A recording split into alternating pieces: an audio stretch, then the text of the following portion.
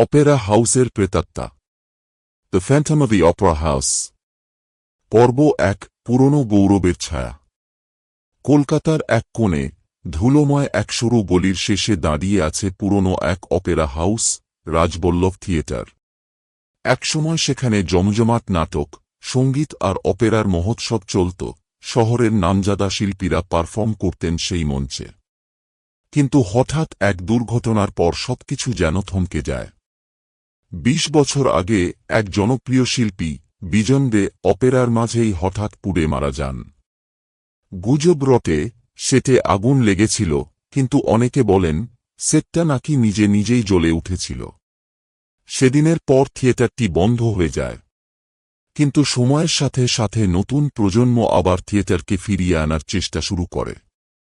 থিয়েটারের দরজা খুলে মেরামতের কাজ শুরু হয়।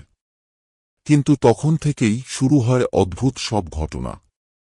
পর্ব ২, ছায়া ও শব্দ। মেরামতের কাজে নিযুক্ত শ্রমিকেরা বলত, রাত বাড়লেই কেউ যেন মঞ্চে গান গায়। বিজন দের কণ্ঠস্বর। আবার কেউ কেউ বলত, দেয়ালের ফ্রেমে থাকা তার ছবি থেকে নাকি চোখ নড়ে যায়। একদিন এক কর্মী ভয় পেয়ে চিৎকার করে বলে ওঠে, আমি স্পষ্ট দেখেছি, সাদা পোশাকে একজন মঞ্চের উপর দাঁড়িয়ে, তার মুখ নেই। বিষয়টা চাপা দেওয়া হয়।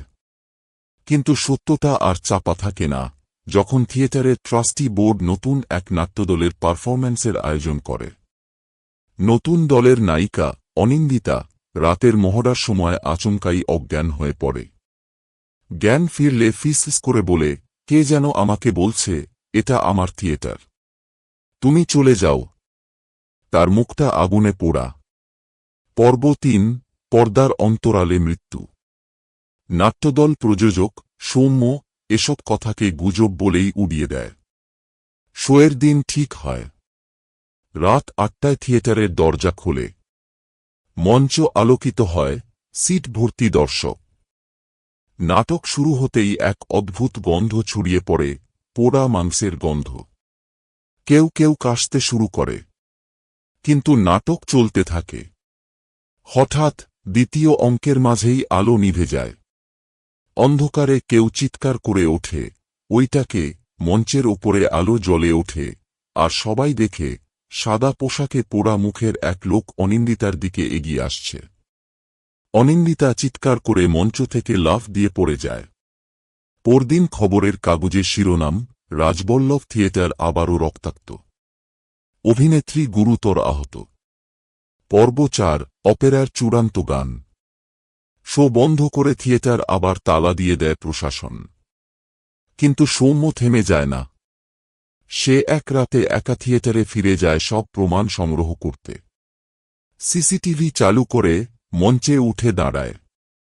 আচমকাই স্পিকার থেকে গান ভেসে আসে, আমি ফিরে এসেছি, আমার গান শেষ হয়নি।